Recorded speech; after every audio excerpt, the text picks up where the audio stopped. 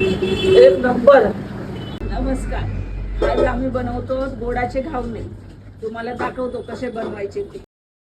हे तांदूळ आम्ही भिजवले आहेत 1 तास अगोदर. हे बघा, तांदूळ भिजवलेले मिक्सरच्या भांड्यामध्ये टाकते आणि त्याला पहिलं पिसून घेणार आहे.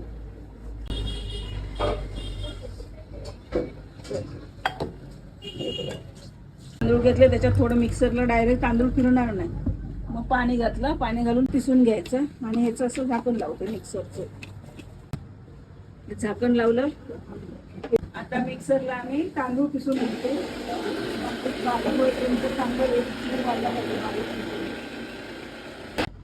आता मिक्सर झालंय पिसून. आता आपण खोलूया किती बारीक झालंय, जाड जरा चेक करूया. झालंय बारीक. आता ओतूया.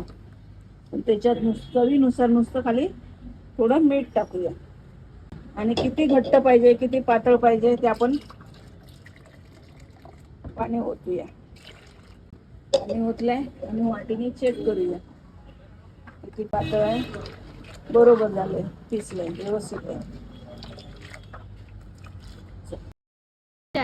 आता पहिलं भिड्याला तेल लावून घेऊया. तेल लावलं की भिडा चिपकत नाही.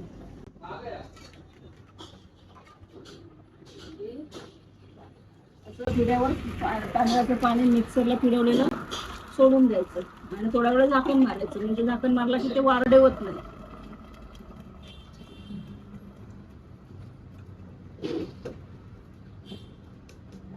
चुलीवर जास्त नाही ठेवायची, मिडियम ठेवायची, का ते आपणच शेकलं पाहिजे.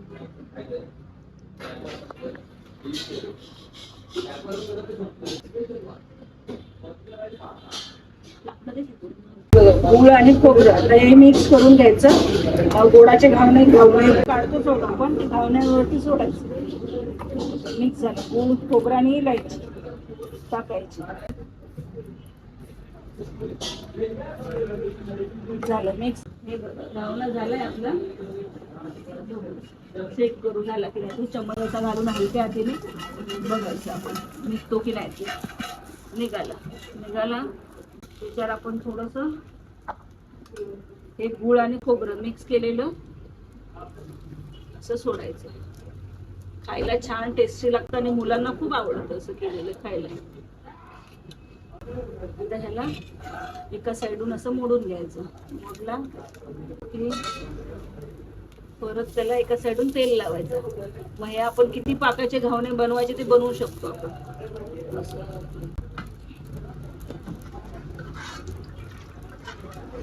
आपण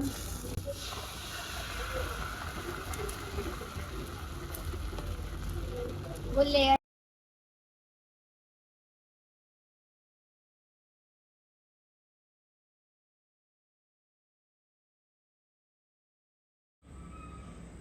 हे बघा, एका बाजूला होईपर्यंत दुसऱ्या बाजूला पलटी मारून घेतो आपण.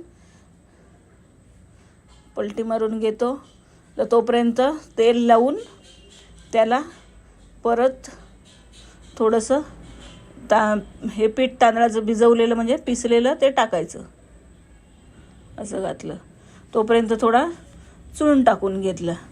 तोपर्यंत ती बाजू चांगली फ्राय होते.